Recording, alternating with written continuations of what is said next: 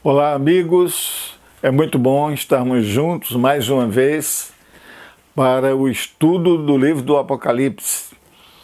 Não esqueça, nossa classe bíblica tem o título A Verdade Revelada no Apocalipse. O livro do Apocalipse é um livro extraordinário. Esse livro Deus revela o futuro da igreja, o futuro do mundo, como as coisas vão terminar aqui nesse planeta Terra. Nós vamos ter muita coisa para aprender, já aprendemos muitas coisas, temos outro tanto ou mais ainda para aprendermos até o capítulo 22, porque esse livro é cheio de surpresas. Essas revelações divinas, especialmente quando elas se dirigem para o tempo escatológico do fim, se torna bem interessante. Talvez algumas dessas revelações mexam com você que está me assistindo. Talvez você vai ouvir novidades que nunca ouviu. Você vai ouvir explicações que nunca ouviu em igreja nenhuma, de pastor nenhum. Pode ser. Pode ser que essas revelações e essas explicações mexam um pouco com sua formação religiosa. Pode ser. Vamos orar para entender? Querido Deus e Pai nosso, muito obrigado, Senhor, por mais essa ocasião que nos dás para estudarmos Tua Palavra. Nós precisamos de sabedoria, precisamos de Tua direção. Vem nos ajudar, vem nos socorrer, dando a sabedoria celestial. Em nome de Cristo te pedimos, amém. Hoje nós vamos trabalhar com os capítulos 8 e 9 do Apocalipse. Nós vamos entrar naquele tema das 7 trombetas do Apocalipse. Já estudamos sobre as 7 cartas do Apocalipse, os 7 selos, e agora vamos entrar no tema das 7 trombetas. As 7 trombetas seguem cronologicamente o mesmo esquema de tempo, o mesmo esquema cronológico das 7 cartas e também dos 7 selos. Não esqueça que a nossa interpretação, ao longo de toda essa classe bíblica, é a interpretação profético-histórica. O que quer dizer a interpretação profético-histórica? Quer dizer que ao longo da história de povos e nações, a profecia bíblica vai se cumprindo, a profecia apocalíptica vai se cumprindo. Note que o movimento é do Oriente para o Ocidente. Tudo começou em Jerusalém, quando Jesus Cristo morreu por nós, ressuscitou ao 3º dia, voltou para o céu, 40 dias depois de sua ressurreição, ele volta para o céu, para a casa do Pai, que nós chamamos a ascensão de Jesus. E ali no céu, vivendo em glória, Cristo está intercedendo pela sua igreja, intercedendo pelo seu povo. Nós estamos na terra, mas Cristo está sempre de olho em nós, está sempre de olho na igreja, vendo quais são as carências da igreja, as necessidades básicas da igreja. Porque aqui na terra, a igreja está numa guerra.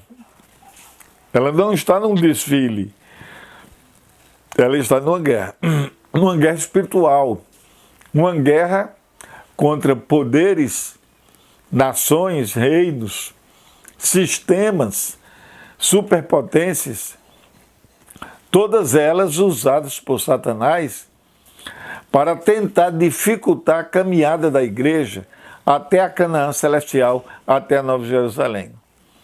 Satanás não tem interesse nenhum que a igreja vença, porque a vitória da igreja é a derrota de Satanás e a derrota de todos os sistemas que Satanás usa, sistemas humanos, sistemas terrestres, que Satanás usa para dificultar a caminhada da igreja, para tentar impedir que a igreja cumpra a sua missão na terra, o seu propósito estabelecido por Deus. E um dos maiores propósitos da igreja é viver o Evangelho. É proceder de acordo com o Evangelho estabelecido por Cristo. E o segundo propósito é cumprir a missão que Jesus confiou à igreja. Qual é a missão? Ide por todo o mundo e pregai o Evangelho a toda criatura, batizando os convertidos em nome do Pai, do Filho e do Espírito Santo, no batismo por imersão em águas. Há muitas igrejas que estão batizando que não é por imersão. Estão jogando um pouquinho d'água na cabeça, ou estão aspergindo água nos candidatos ao batismo. Chamam isso de batismo. Isso é contra a Bíblia. É antibíblico esse procedimento. Nós devemos ser batizados como Jesus foi batizado por João Batista, entrando na água, sendo mergulhado em água. Porque o batismo ele tem um simbolismo triplo. Ele significa a morte, o sepultamento e a ressurreição daquela pessoa. Morte para o pecado, morte para o velho homem, para a velha vida. Sepultamento nas águas, mediante a fé em Jesus. E ao sair da água, é como se estivesse ressuscitando para ser uma nova criatura. O apóstolo Paulo, em 2 Coríntios 5,17, ele diz assim: se alguém está em Cristo, é uma nova criatura. As coisas velhas passaram e eis que tudo se fez novo. E Jesus Cristo, na sua entrevista com Nicodemos, isso está registrado em João 3, Jesus disse a Nicodemos que toda pessoa tem que nascer de novo para poder fazer parte do reino do Senhor, para ser uma nova criatura e fazer parte do chamado reino de Cristo. Nascer de novo. E mais adiante, no verso 5, João 3,5, Jesus diz assim: quem não nascer da água e do Espírito não pode entrar no reino do Senhor, no reino dos céus. Nascer da água e do Espírito. Ou nascer do Espírito, que é uma coisa primeira, é nascer do Espírito, ou nascer espiritualmente, ao aceitar Jesus como seu Salvador pessoal, mediante a fé. E como consequência de aceitar Jesus, ele é selado pelo batismo. O batismo é um selamento. Assim como no Antigo Testamento, Deus usou a circuncisão dos israelitas, a partir de Abraão, está em Gênesis 17. Deus usou a circuncisão como um selamento daqueles que estavam entrando em aliança com o Senhor. Na nova aliança, iniciada com Cristo, o selamento vem pelo batismo. Então, quem crê e for batizado será salvo. Essa é a recomendação de Cristo. Em Marcos 16, versos 15 e 16, Jesus diz assim: ide por todo mundo, pregar o Evangelho a toda criatura. Quem crê e for batizado será salvo. Quem, porém, não crer será condenado. Então, as pessoas que vão ser condenadas, e é a maioria da humanidade, serão condenadas porque não creram no Filho de Deus. Estou falando em crendice. Não estou falando de dizer, eu creio em Cristo, mas uma coisa assim superficial da boca para fora. Eu estou falando da crença com compromisso. Crença sem compromisso com o Cristo não é crença, é uma crendice, é um faz de conta, é uma fake news, como dizem hoje. A verdadeira fé em Cristo é aquela que nos leva a um compromisso sério com Jesus. Compromisso de ser discípulo, compromisso de cumprir a missão que Jesus estabeleceu, de evangelizar outras pessoas, compromisso de viver conforme o Evangelho ensina. Lógico, não somos perfeitos e é possível que você não veja perfeição em nenhum crente, mas você vai ver motivação nos crentes. No crente verdadeiro, ele é motivado a servir a Cristo, a andar no caminho da verdade, a obedecer toda a palavra de Deus. Há uma motivação. Ele vai falhar? Vai falhar, muitas vezes. Mas ele sabe que não é perfeito. Todo crente verdadeiro sabe que não é perfeito e que não atende a toda a expectativa de Deus na sua imperfeição, mas sabe que ama Jesus, que está caminhando no caminho da fé, da obediência, do respeito e do compromisso com Cristo. Então, essas 7 trombetas mostram a rejeição de Deus a atitudes rebeldes. Nações, reinos ao longo da história, superpotências mundiais ao longo da história, foram instrumentos do demônio, instrumentos do diabo, para hostilizar a igreja. Nós temos vários elementos que Satanás usou ao longo do tempo e da história. Nós vamos falar aqui em anticristos globais. Nós vamos falar aqui em anticristos institucionais. Quer dizer, anticristo composto por organizações, instituições que se entregaram a Satanás para hostilizar a igreja ao longo do tempo da história. Nós encontramos, por exemplo, o Sinédrio dos judeus. O Sinédrio dos judeus, desde o tempo de Cristo, foi um anticristo. O tempo todo o Sinédrio se posicionou contra Cristo.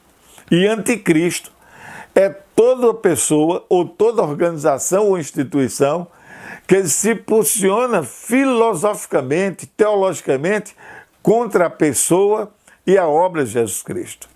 Então, historicamente, nós tivemos vários anticristos institucionais ou organizacionais. O primeiro deles, cronologicamente falando, vamos dar uma sequência cronológica, o primeiro desses anticristos, foi exatamente o Sinédrio dos judeus. Logo que Jesus morreu e ressuscitou e foi embora para o céu, o Sinédrio começou a perseguir os apóstolos. Prendia os apóstolos, surrava, dava surras, o sangue corria. Pedro, João, Tiago e os apóstolos em geral e outros cristãos eram presos por ordem do Sinédrio romano.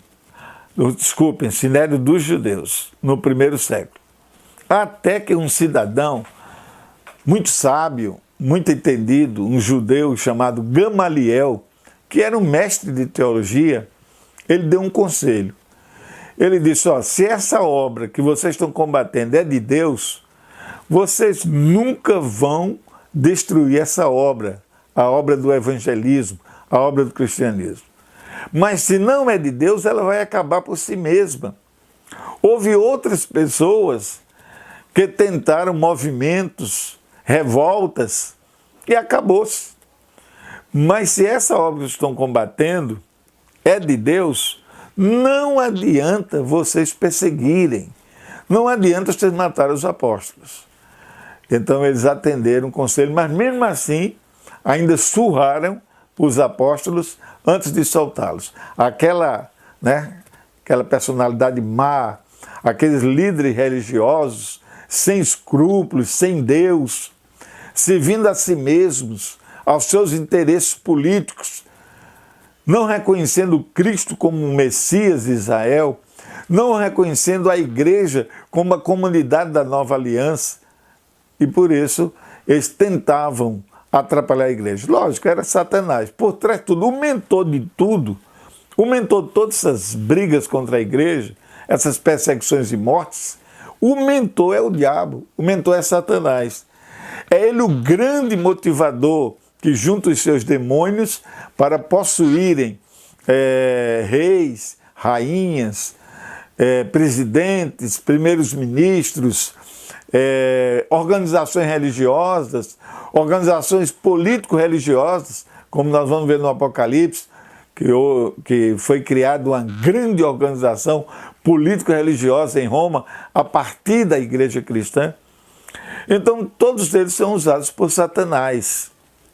Então, primeiro foi o Sinédrio, depois foi o Império Romano na sua fase pagã, depois teve o Império Romano na sua fase papal, ou na sua fase religiosa, que era uma mistura de política e religião, foi criado o Sacro Império Romano a partir do ano 800 da era cristã, começando com Carlos Magno da França e se estendendo até a Idade Média, o final da Idade Média. Então nós encontramos aí elementos perseguindo a igreja. Então o Império Romano perseguiu. O Império Romano Oriental também se posicionou contra Cristo e contra a igreja. O Império Romano Oriental, cuja capital era Bizâncio, depois chamada de Constantinopla, em homenagem ao imperador Constantino, tudo isso fica hoje na Turquia, essa área oriental do Império Romano. Então, as 7 trombetas, elas são avisos de Deus, que Deus não vai deixar passar incólume, passar sem punição, aquelas instituições, aquelas organizações que tomaram posição contra Cristo e contra a igreja. São avisos. Ainda não é o final, porque o final são as 7 últimas pragas que cairão sobre a terra, mas sem misericórdia. Cada uma dessas trombetas que vai tocando ao longo da história é Deus advertindo, é Deus chamando a atenção, mas a graça de Deus ainda está disponível. E enquanto a graça de Deus estiver disponível, há condição de salvar. Você pode se arrepender, os maiores erros que você cometeu, você pode se arrepender, confessar seus pecados a Cristo e, dessa maneira, ser perdoado e purificado e se tornar um crente verdadeiro. Mas, no final, ao toque da 7ª trombeta, ou a última trombeta, ela tocará depois de fim do tempo da graça.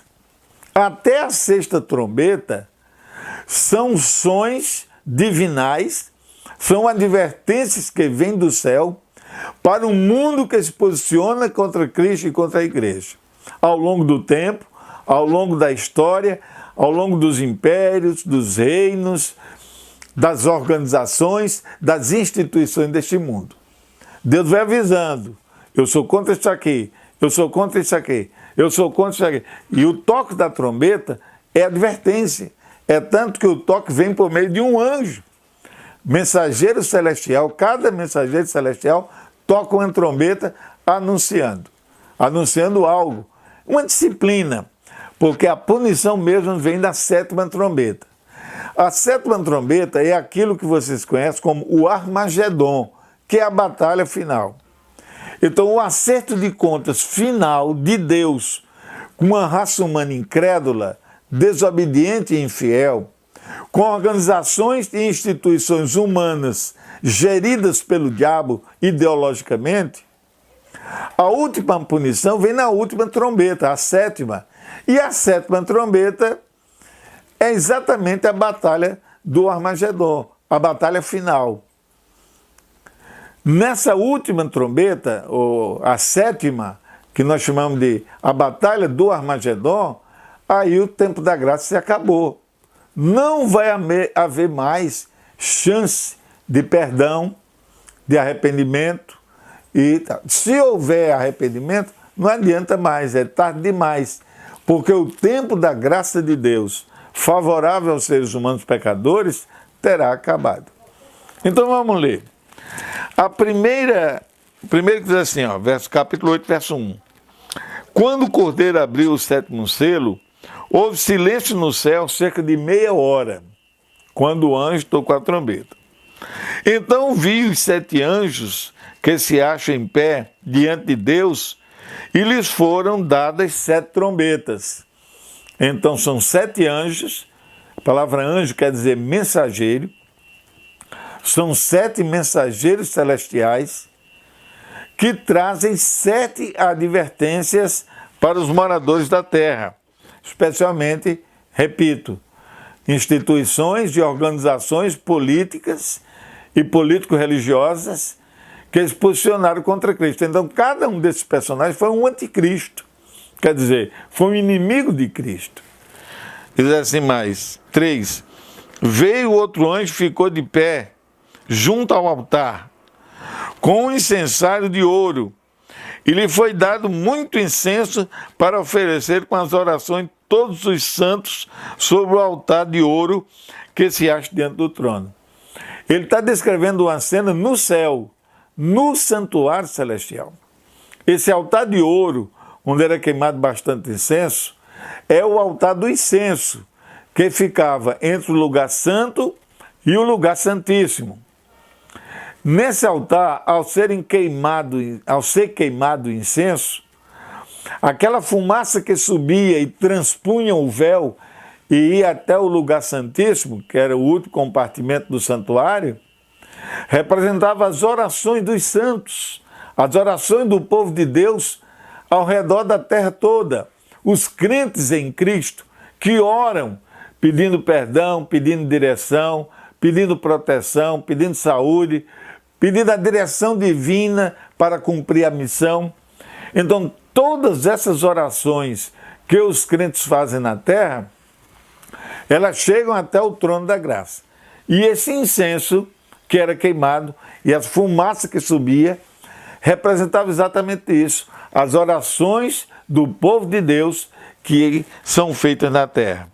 Aí vai chegar um tempo em que o anjo vai fazer o seguinte, veja só, foi dado muito incenso para ele queimar, verso 4, e da mão do anjo subiu à presença de Deus a fumaça do incenso com as orações dos santos. Nota que ele está falando do santuário celestial, não é mais santuário terrestre. O santuário na terra, ele foi destruído no ano 70, quando os romanos entraram em Jerusalém, comandados pelo general Tito. Esse Tito era filho do imperador Vespasiano. Então Tito, com seus soldados, eles entraram em Jerusalém no ano 70, eles fizeram o cerco de 66 até 70, e no ano 70 eles entraram ali na cidade de Jerusalém, invadiram a cidade, depois tocaram fogo no santuário, um soldado jogou uma seta incendiária e ela pegou fogo e destruiu o santuário, onde havia muitas cortinas e havia muito ouro, havia material inflamável e tudo isso foi queimado. Então o que é que aconteceu? Veja o verso 5. E o anjo tomou o incensário, encheu de fogo do altar e o atirou à terra.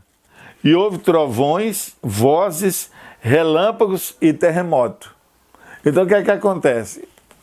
O anjo, ao jogar o incensário à terra, ou para a terra, ele indica que o tempo da graça acabou. Então essas trombetas, elas tocarão até o final do tempo da graça. Isso indica esse movimento do anjo ao jogar o incensário.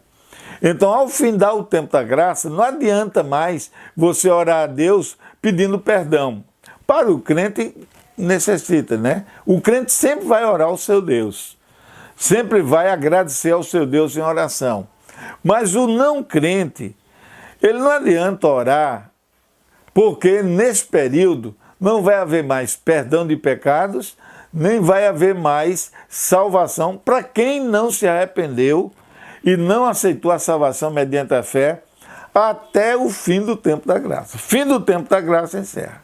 Então esse movimento do anjo, ao pegar o incensário e o lançar para a terra, isso quer dizer que não vai mais haver intercessão no céu, do santuário celestial, em favor dos pecadores que não se arrependeram. Lógico que aqueles pecadores que se arrependeram e que já são de Cristo, eles não perderão mais sua salvação. Não adianta, porque eles não vão mais pecar de maneira nenhuma. Eles se tornarão, já são santos de Deus, mas o seu caso está selado.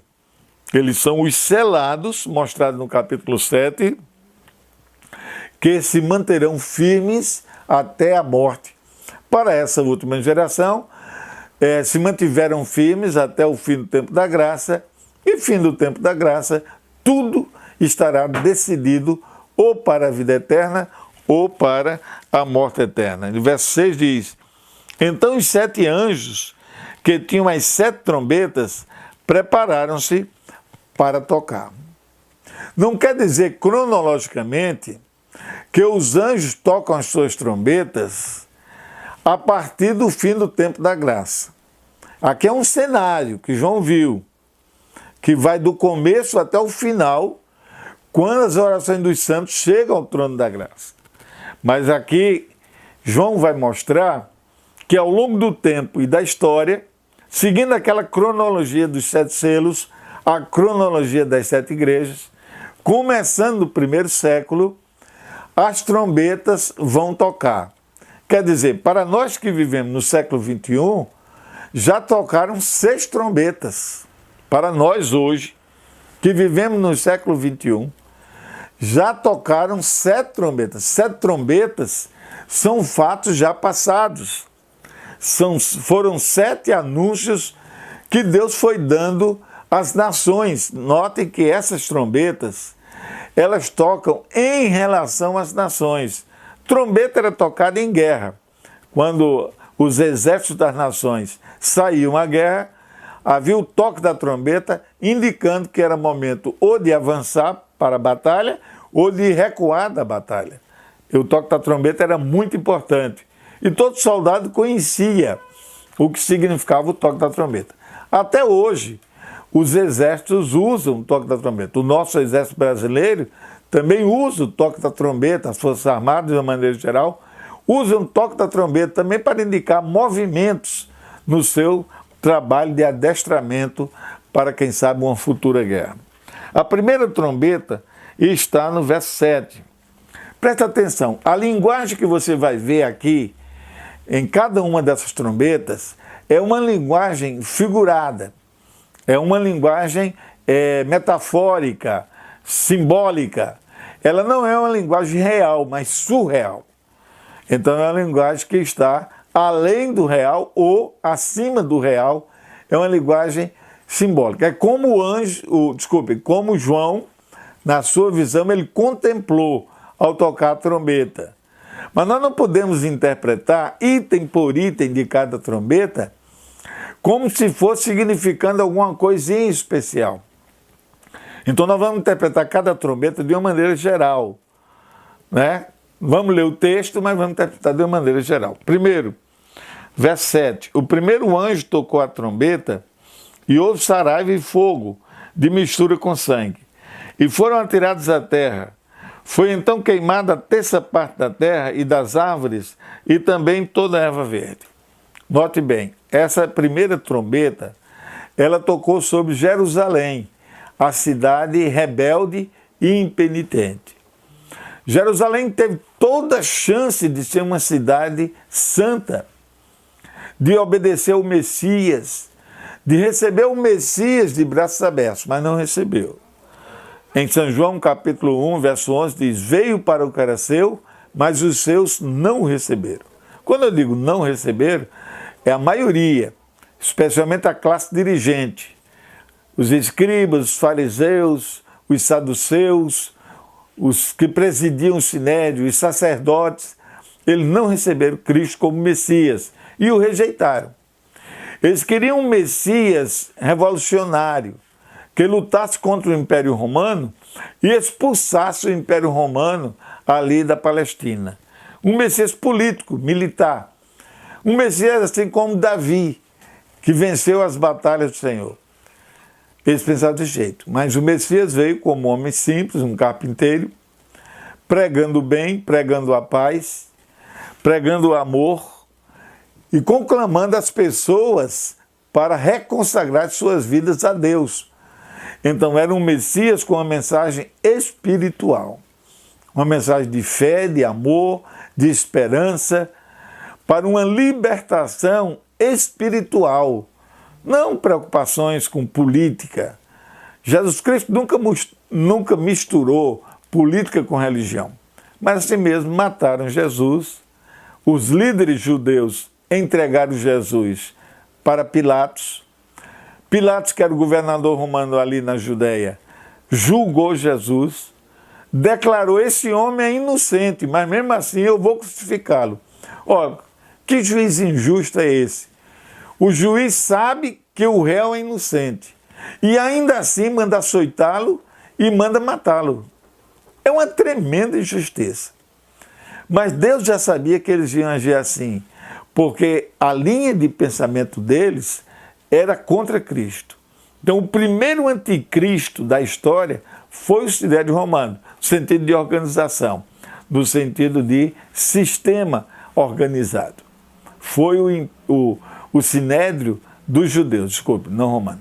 Foi o Sinédrio dos judeus, o primeiro anticristo, inimigo de Cristo. Mas Jesus fez uma profecia, está em Mateus capítulo 21, quando ele fala dos lavradores maus e tal, Jesus também diz assim: a vossa casa ficará deserta. A pedra que os construtores rejeitaram. Essa veio a se tornar a principal pedra, a pedra angular. Mas vocês não quiseram, vocês rejeitaram. Eis que a vossa casa ficará deserta. E essa profecia aconteceu no ano 70, quando os exércitos romanos invadiram Jerusalém, mataram milhares e milhares de judeus, incendiaram o famoso e lindo Templo de Jerusalém, que tinha sido reformado pelo rei Herodes, e era uma beleza estética, mas eles o incendiaram, destruíram. Milhares e milhares de judeus foram espalhados por todo o Império Romano para serem escravos dos gentios, dos romanos, foram levados como escravos pelas nações da terra, e outros milhares foram assassinados, foram mortos. Por quê? Era uma disciplina. Não era uma disciplina sem misericórdia, era com misericórdia. Eles ainda podiam se arrepender e podiam se converter individualmente em discípulos de Cristo, mas não se arrependeram. Alguns se arrependeram, se converteram, se tornaram seguidores do Messias, seguidores do Cristo. Mas a maioria, especialmente as autoridades, não seguiram Jesus. E até hoje não estão seguindo Jesus.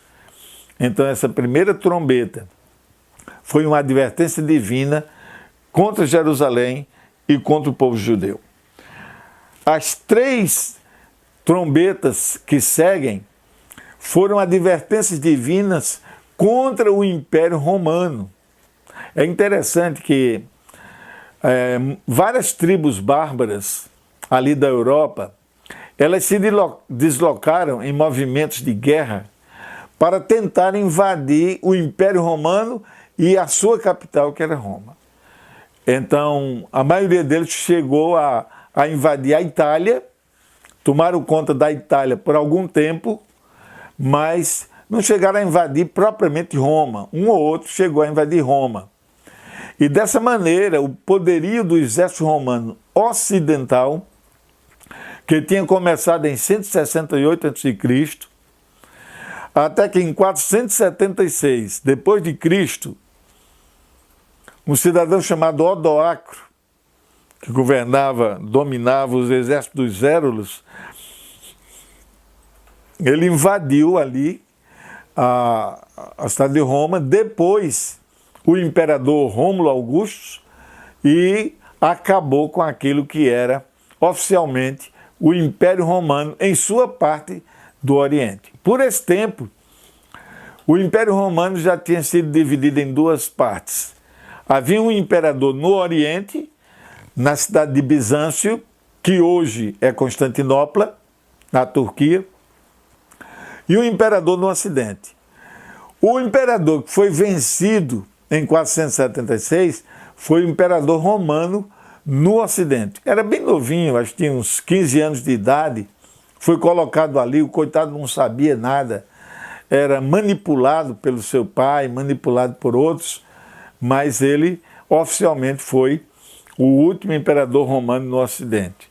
Mas até que chegasse lá essa situação, várias tribos bárbaras, como os vândalos, os érulos, os visigodos, os hunos, os ostrogodos, todos eles invadiram a Itália e causaram sérios problemas ao Império Romano. Eles foram minando as bases e a resistência do Império Romano.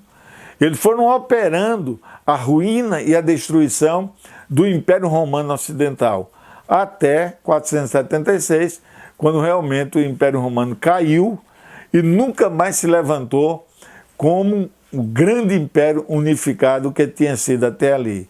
Não houve mais outro César, não houve mais outro imperador, e aquele formato, aquela estrutura de um grande império romano, aquilo se acabou em 476, quando esse cidadão chamado Odoacro, ele entrou ali e depois o imperador.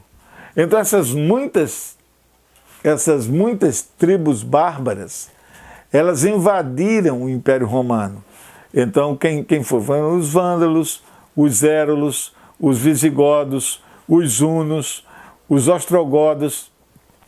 Então essas três trombetas que seguem, a segunda, a terceira e a quarta trombeta, indicam esses movimentos dessas tribos bárbaras que foram causando flagelos, problemas aos romanos, ao Império Romano. Não só a capital Roma, mas a todo o Império Romano. Vencendo o exército romano. Olha, o exército romano era praticamente invencível até aí. Mas as bases do exército foram sendo minadas e essas tribos bárbaras que vieram ali da Europa que trabalharam para que houvesse essa ruína até a ruína final do Império Romano no Ocidente. O segundo anjo tocou a trombeta, e uma como que grande montanha ardendo em chamas foi atirada ao mar, cuja terça parte se tornou em sangue. Quando diz foi atirada ao mar, não é propriamente ao mar mesmo. Mar significa povos, línguas e nações. De acordo com o Apocalipse 17, verso 15, águas no Apocalipse representam nações, povos, multidões. Leia lá, Apocalipse 17, 15.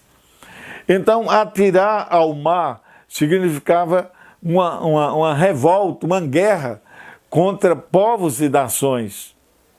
E lógico que nessas guerras das tribos bárbaras contra o Império Romano, houve realmente muita guerra marítima, muito fogo, né? Muito fogo foi usado, tochas incendiárias, setas incendiárias eram usadas para que houvesse a destruição do exército romano, tanto por mar como por terra. Quando fala terça parte, não deve ser tomado ao pé da letra que uma terça parte morreu. É uma quantia não definida, é um número assim não definido. É uma terça parte, quer dizer, milhares morreram. É nesse sentido, não um número exato. O número é todo aqui simbólico.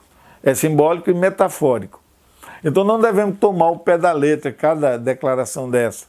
Mas a declaração geral, que houve muita guerra, tribos bárbaras invadiram a Itália, invadiram o território do Império Romano e lhe causaram muitas dores e muito sofrimento.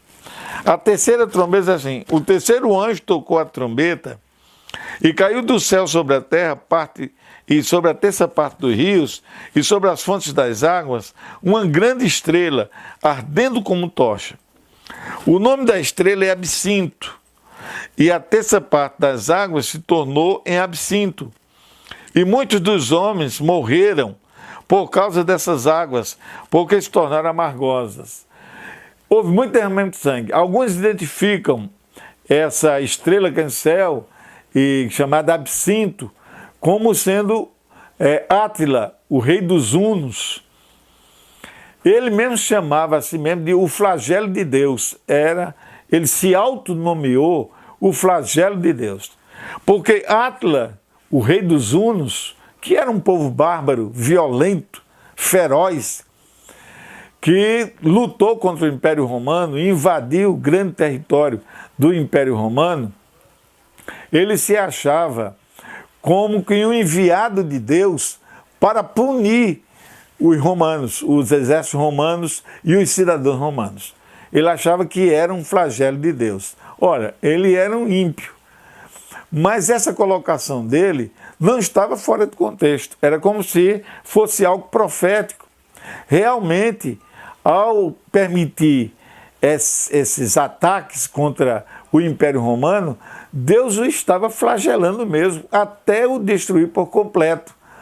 Porque Deus estava punindo o Império Romano pelos muitos males que eles cometeram contra a igreja, assassinando cristãos, perseguindo, prendendo, queimando vivos milhares e milhares de cristãos nos circos romanos, mandando gladiadores atirar nos cristãos.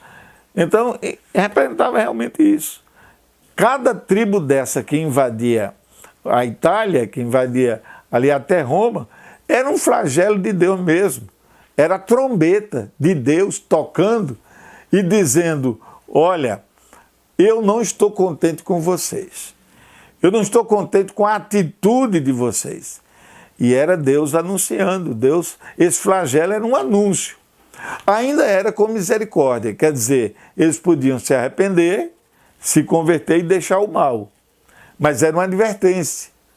E essas advertências foram se sucedendo por todo o Império Romano, até que o Império se esfacelou por completo. Então, essa terceira trombeta, os comentaristas são unânimes em dizer que se trata das invasões dos hunos, tendo Átila, o seu rei principal, como o grande mensageiro de vingança, né, que Deus usou para punir o Império Romano. A quarta trombeta, verso 12.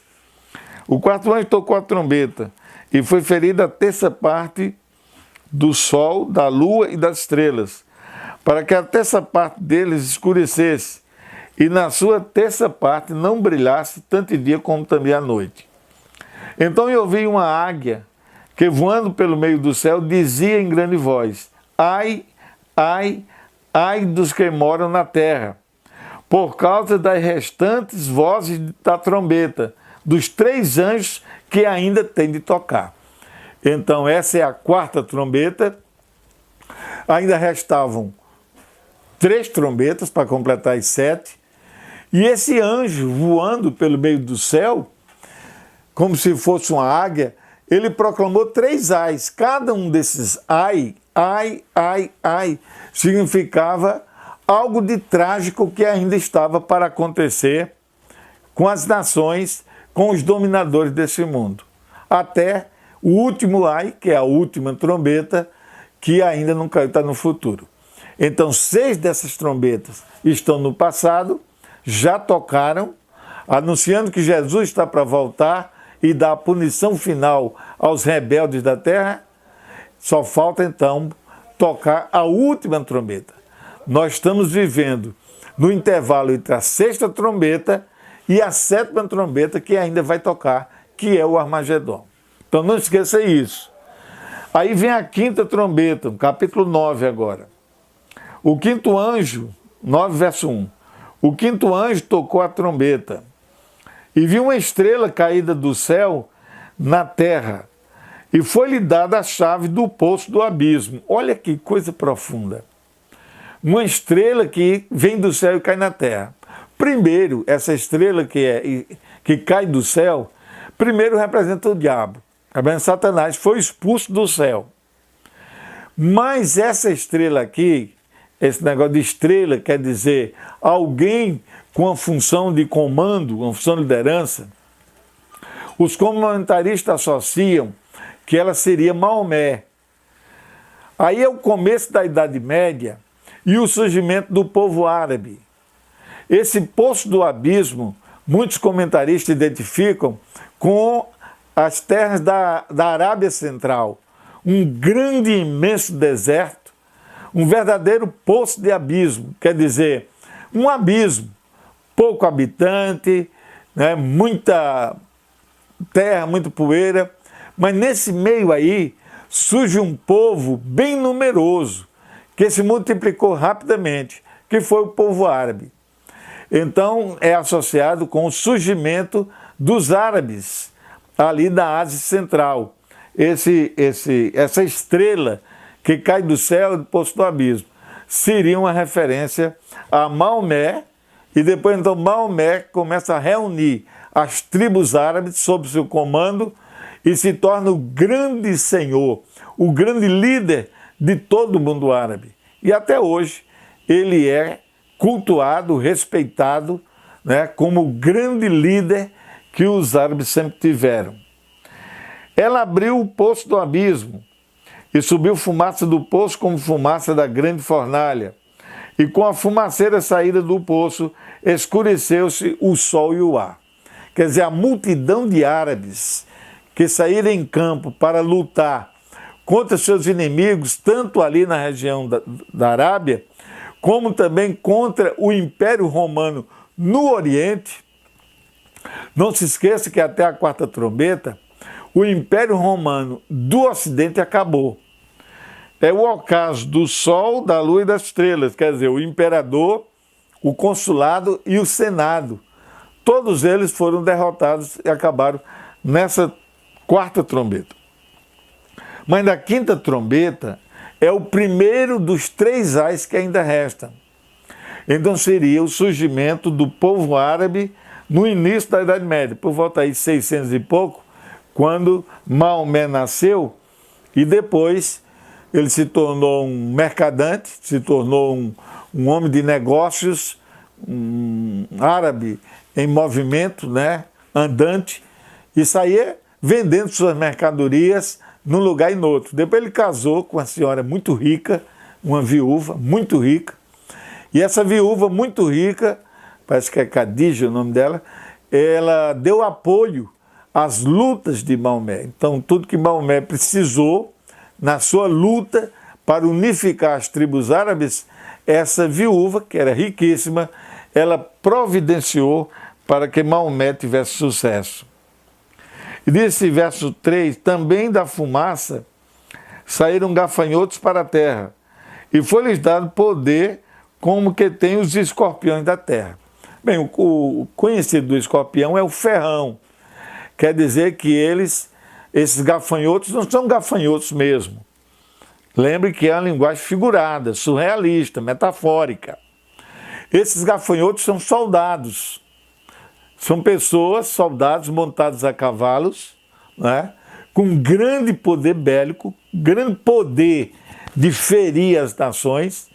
E essa comparação com o escorpião é exatamente uma comparação para indicar o quanto eles podiam fazer sofrer os moradores da terra. Como eles podiam trabalhar, guerrear contra os moradores da terra, especialmente o que restava do Império Romano ali no Oriente, e foi isso que eles fizeram. Eles invadiram todo o território do Império Romano Oriental, cuja capital estava na Turquia, e que abrangia, né, mais do que a Turquia atual. Eles causaram muita dor, a morte de muita gente, e esses gafanhotos não eram gafanhotos, na verdade eram soldados. Eram milhões e milhões de soldados árabes que saíram à guerra, que saíram à luta. Então diz mais, e foi-lhe dado que causassem dano, e foi-lhes dito que não causassem dano a erva da terra, nem a qualquer coisa verde, nem a árvore alguma, e tão somente aos homens que não têm o selo de Deus sobre a fronte. Então, houve um líder árabe, Otomã, acho que é esse o nome dele, que ele deu ordem aos seus soldados que não destruíssem as propriedades. Então ele deu ordens aos seus soldados, esse cidadão, o Otomã, que é fundador do Império Otomano, ele deu ordem para que, quando eles saíssem à batalha, não destruíssem as propriedades que eles conquistassem, mas preservassem as árvores, os rios, e não destruíssem, porque eles iam precisar disso. Não esqueçam que os árabes, além de nômades, eles necessitavam muito da propriedade. Eles necessitavam muito da propriedade. Então era importante que, ao conquistarem seus territórios, quando eles conquistassem, eles, na realidade, cuidassem da propriedade. não destruíssem. Mas eles deveriam, é interessante aqui, né? Eles deveriam destruir, matar somente os homens que não têm o selo de Deus sobre a fronte. Então, note, ele não estava mandando matar os cristãos. Esse líder árabe, esse líder árabe, Otman, ele não queria que matasse os cristãos, desde que esses cristãos fossem fiéis a Deus. Seguindo o Alcorão, uma das coisas mais importantes que os árabes, os muçulmanos, eles prezam é pela fidelidade ao Corão. Fidelidade aos ensinos contidos no Corão. Eles querem fidelidade total. Eles acham que o texto é totalmente sagrado e que devem fidelidade total ao Corão. Então, o resultado disso, aqueles que eram fiéis a Cristo, cristãos fiéis, obedientes a Cristo, deviam ser poupados, não deviam ser mortos. Mas somente mortos aqueles que não se mostrassem tão fiéis a Cristo e que não demonstrassem terem sido selados como verdadeiros crentes em Jesus. E outra coisa interessante, verso 5, foi-lhes dado também, não que os matasse, sim que os atormentasse durante 5 meses. E o seu tormento era como o tormento de escorpião quando fere alguém. A mordida de escorpião nem sempre é mortal. Muitas pessoas foram feridas por escorpião e não morreram. Mas pode matar também. O fato de que eles iriam ter um domínio, uma prevalência ali na Ásia, durante 150 dias, cada dia você transforma em um ano, que é dia profético. Então quer dizer que os árabes, sob o comando de Otman e o comando de outros líderes, eles iriam dominar o setor por 150 anos. E alguns veem nisso, o que aconteceu a partir do ano 1299 e se prolongando por mais 150 anos, que chega no ano 1449, por aí, que eles dominaram. E eles dominaram muito isso aqui no trombeta, né? Naqueles dias os homens buscarão a morte e não acharão. Também terão ardente desejo de morrer, mas a morte fugirá deles. O aspecto dos gafanhotos era semelhante a cavalos preparados para a peleja. Então, não era gafanhoto realmente, é só uma linguagem simbólica, eram cavalos. E na sua cabeça havia como que coroas parecendo de ouro. Isso revelava o capacete dourado que os árabes usavam quando saíam à guerra. Era o capacete de guerra. E o seu rosto era com o rosto de homem. Eram humanos, na verdade não eram gafanhotos. Eram humanos montando em cavalos e tendo o capacete dourado. Tinham também cabelos como cabelos de mulher. E os seus dentes, como dentes de leão. Eles eram ferozes. O aspecto do árabe, quando saía à guerra montado a cavalo, com aquele capacete, era feroz. O cabelo de mulher, quer dizer, eles usavam cabelo grande. Em vez de ser cabelo curto, como os romanos, eles usavam cabelo comprido, muito comum entre os árabes, especialmente os guerreiros árabes, o cabelo comprido. Tinham couraças como couraça de ferro. O barulho que as suas asas faziam era como barulho de carros de muitos cavalos quando corre a peleja. Na verdade, não eram gafanhotos, eram cavalos mesmo, e o barulho era mesmo de cavalo. Tinham ainda cauda como escorpiões de ferrão, e na cauda tinham poder para causar dano aos homens por 5 meses.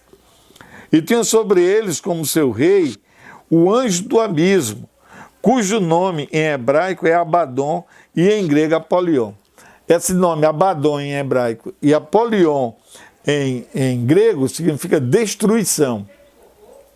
Então o que comandava esses exércitos árabes, aquele que estava à frente, na verdade, ele saía para destruir, especialmente destruir ocidentais, especialmente para destruir aqueles que faziam parte do Império Romano do Oriente. Por isso que eles tomaram muitas cidades orientais, tomaram Jerusalém, tomaram ali toda a Palestina, e tomaram a Síria, tomaram muitas nações, muitas cidades importantes que faziam parte do Império Romano do Oriente. E eles eram guerreiros corajosos. Mas assim, o primeiro ai passou. Eis que depois dessas coisas vem ainda 2 ais. Então restam 2. Quer dizer, restam 2 trombetas. Cada trombeta trazendo o seu mal, trazendo a sua carga de maldição. 13. O 6º anjo tocou a trombeta, e ouvi uma voz procedente dos 4 ângulos do altar de ouro que se encontra na presença de Deus, dizendo ao 6º anjo, o mesmo que tem a trombeta, solta os 4 anjos que se encontram atados junto ao grande rio Eufrates. Não são aqueles 4 anjos do capítulo 7, que estão nos 4 pontos cardeais da terra, que aí são anjos atuando uma atuação mundial. Esses anjos, eles vão soltar os 4 ventos, ou a revolução entre os 4 cantos da terra, quando for o tempo certo, mas ainda não é o tempo. Aqui, 4 anjos que estão ali ao longo do rio Eufrates. Alguns veem como 4 sultanatos que estavam ali. Note que essa 6ª trombeta, ela vai tratar dos turcos otomanos. Então os árabes são vencidos pelos turcos e agora os turcos se unem aos árabes e quem se torna o grande flagelo para o Oriente, para o que restava do Império Romano do Oriente, são os turcos otomanos. Turcos misturados com os árabes, eles se uniram para ter a vitória final contra o que sobrava do velho Império Romano Oriental. 14. Dizendo ao 6º anjo, o mesmo que tem a trombeta, solta os 4 anjos que se encontram atados junto ao grande rio Eufrates. Note que era regional, ao longo do rio Eufrates, não é mundial. Foram então soltos os 4 anjos que se achavam preparados para a hora, o dia, o mês e o ano, para que matassem a 1/3 parte dos homens. Essa 1/3 parte não é literal, é simbólica, de que haveria um morticínio muito grande. Milhares e milhares seriam mortos pela ação dos turcos otomanos. A hora, o dia, o mês e o ano, quando isso acontecer, isso vai acontecer, nós vamos o seguinte: um ano tem 360 dias, um mês tem 30 dias. Então um dia equivale a um ano, um mês equivale a 30 anos, são 30 dias, cada dia por um ano, e um ano, 360 dias, 360 anos. Então são 391 anos. Esse seria o período de domínio dos turcos otomanos. Então eles começaram em 1299, somando mais 391, eles vão a 1449, 1450 por aí, que é o período quando os turcos otomanos, até 1453, eles em definitivo vencem o que restava do Império Romano Oriental.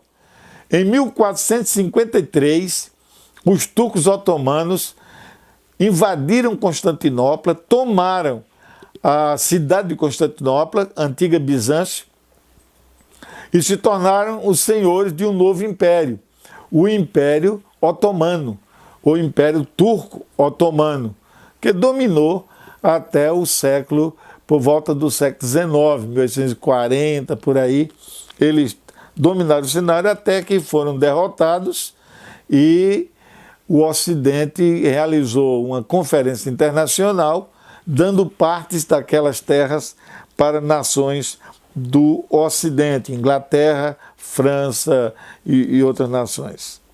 Então o que é que acontece? O número do exército da cavalaria era de 20 mil vezes 10 milhares, e eu ouvi o seu nome, era muita gente. Você multiplicar 20 mil vezes 10 mil, não quer dizer que é um número real. Pode se tratar um número simbólico indicando que o número do exército era inumerável, era incontável, de tanta gente que fazia parte desse exército, desse batalhão de gente, não batalhão, mas todo um exército dos turcos otomanos, mostrando que eram milhões de árabes e turcos se estavam unidos nessa grande batalha. Assim, nessa visão contemplei que os cavalos e seus cavaleiros tinham couraças cor de fogo, jacinto e de enxofre.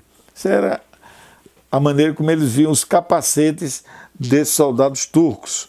A cabeça dos cavalos era como cabeça de leão, e da sua boca saía fogo, fumaça e enxofre, indicando que eles usavam armas de fogo. Eles usavam aqueles mosquetões, já estava começando a ser usados os mosquetões nas guerras, né? E eles já fizeram uso disso. Os árabes otomanos, os turcos otomanos já fizeram esse uso. E por meio desses 3 flagelos, a saber, o fogo, a fumaça e o enxofre, que saíam da sua boca, foi morta a terça parte dos homens. Mais uma vez, a terça parte. Quer dizer, um número não definido, um certo número, né? Um número assim expressivo, o número de mortos, mas não quer dizer um número real, que a terça parte dos moradores da terra morreram. Não é bem assim. Isso é um número metafórico, mas mostrando que muita gente morreu pelo poder dos exércitos turco-otomanos. Verso 20. Os outros homens, aqueles que não foram mortos por esses flagelos, não se arrependeram das obras das suas mãos, deixando de adorar os demônios e os ídolos de ouro, de prata, de cobre, de pedra, de pau, e que nem podem ver, nem ouvir, nem andar. Quer dizer, apesar de todos esses flagelos, apesar de tanta morte, apesar da destruição do Império Romano Oriental, milhões de pessoas morreram nessas guerras de conquista, de domínio, primeiro dos árabes, depois dos turcos otomanos. Ainda assim, não houve arrependimento, não houve conversão, não se humilharam diante de Deus, não pediram perdão pelos muitos pecados. Lógico que alguns fizeram isso, mas a grande maioria não deu importância a se arrepender, a se converter, a se voltar para o Senhor em busca de perdão de pecados e mudança de vida. Isso não aconteceu devidamente, apesar de tudo que sofreram, porque as cidades foram tomadas, os árabes eles saqueavam, tocavam fogo, os turcos otomanos eram muito violentos nas suas conquistas, ferozes, né? Ferozes. E eles então queimavam muitas cidades, destruíam muita coisa. Eu assisti um filme chamado As Cruzadas, que é exatamente as cruzadas da Igreja Católica. Elas foram motivadas e movidas, o povo da Europa, para lutar contra os árabes e os turcos otomanos. É uma luta contra os muçulmanos, para tomar Jerusalém dos árabes, para tomar a Palestina e tomar outras cidades que pertenciam ao Império Romano Oriental das mãos dos sarracenos, dos turcos, dos árabes, a fim de libertarem. Então, várias cruzadas, inclusive houve uma cruzada comandada por crianças, e foi um morticínio. A maioria morreu, outros foram tomados como escravos. O pessoal usou essas crianças de maneira para vender como escravos, para também satisfazer os seus desejos de pedófilos, e um monte de coisa. Naquele tempo não havia esse nome ainda de pedófilo, mas a atitude já havia. Então essas crianças foram escravizadas e nunca mais voltaram para seus pais na Europa. Eram cruzadas de muita gente fanática, cavaleiros medievais que chefiavam as cruzadas, papas que chegaram a chefiar algumas dessas cruzadas, tentando tomar Jerusalém da mão dos árabes, mas não conseguiram. Não conseguiram, pelo menos nesse primeiro momento, não conseguiram. E milhares de cristãos, incentivados e motivados com muitas promessas de terras, de riquezas, eram prometidas essas terras por esses líderes E o Papa abençoava. Todas essas cruzadas eram abençoadas pelo Papa. Eles saíam do Ocidente, se dirigiam até o Oriente. Você pode ler em qualquer livro bom de história geral as cruzadas. Pegue lá ou pegue no Google e põe as cruzadas. E estuda um pouquinho sobre esse assunto, as cruzadas. E veja quanta gente boa morreu. Quanta gente perdeu a vida nessas cruzadas. Então é preciso que nós tenhamos conhecimento desses fatos históricos, eles são reais. Nós não estamos falando aqui de coisa fictícia, não estamos inventando nada. São fatos reais, acontecidos verdadeiramente, né? Que qualquer livro de história de boa qualidade, você pode ver, você pode entrar no Google, os turcos otomanos, os sarracenos, né? Então leia tudo isso e o Google vai lhe dar páginas e mais páginas dessas histórias. E você pode compreender melhor. Esse é o segundo ai. O segundo ai. E ele vai avançando para terminar a segunda trombeta e diz: nem ainda se arrependeram dos seus assassínios, nem das suas feitiçarias, nem da sua prostituição, nem dos seus furtos. Quer dizer, quem roubava continuou roubando, quem mentia continuou mentindo, quem trabalhava com feitiçaria continuou trabalhando com feitiçaria. Não houve arrependimento. Foram guerras, punições divinas, eram trombetas do céu tocando para advertir esses povos e nações, advertir Jerusalém com a primeira trombeta, advertir o Império Romano do Ocidente com 3 trombetas que tocaram em sequência, advertirem o Império Romano do Oriente com as 2 trombetas em sequência, que primeiro com os árabes, depois com os turcos otomanos. Então, foram avisos de Deus, e Deus deu o aviso. Até que veio então o momento em que o Império Turco Otomano se esfacelou, faliu, perdeu o seu poder, e o seu território, então, foi dividido, né, pelas nações reinantes da Europa, especialmente a Inglaterra, que era a grande nação que comandava as coisas no século XIX na Europa, junto com a Alemanha, a Áustria, a França e tal.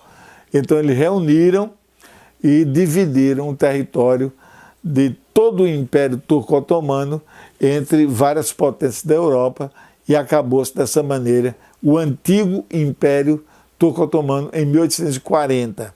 Essa é a data em que o Império Turco-Otomano acabou-se, mediante convenções internacionais. Não havia ainda a ONU, nem a Liga das Nações. A Liga das Nações foi fundada depois da Primeira Guerra Mundial.